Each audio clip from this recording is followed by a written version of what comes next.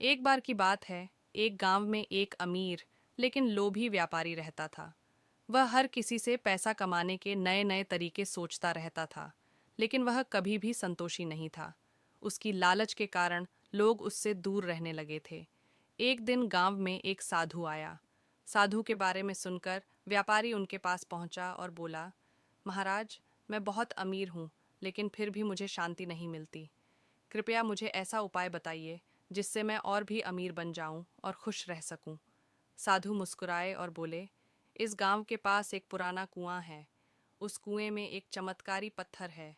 अगर तुम उसे पालो तो तुम्हारी सारी इच्छाएं पूरी हो जाएंगी।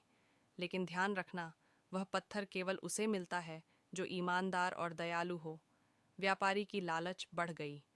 उसने तुरंत कुएं की तलाश शुरू की। कई दिनों तक मेहनत करने के बाद उसने वह पत्थर पा लिया। लेकिन जैसे ही उसने पत्थर को छुआ, वह पत्थर राख में बदल गया। हैरान और निराश होकर वह साधु के पास वापस आया और बोला, महाराज, पत्थर ने तो मुझे धोखा दिया। साधु हंसते हुए बोले, धोखा पत्थर ने नहीं, तुम्हारी लालच ने दिया है।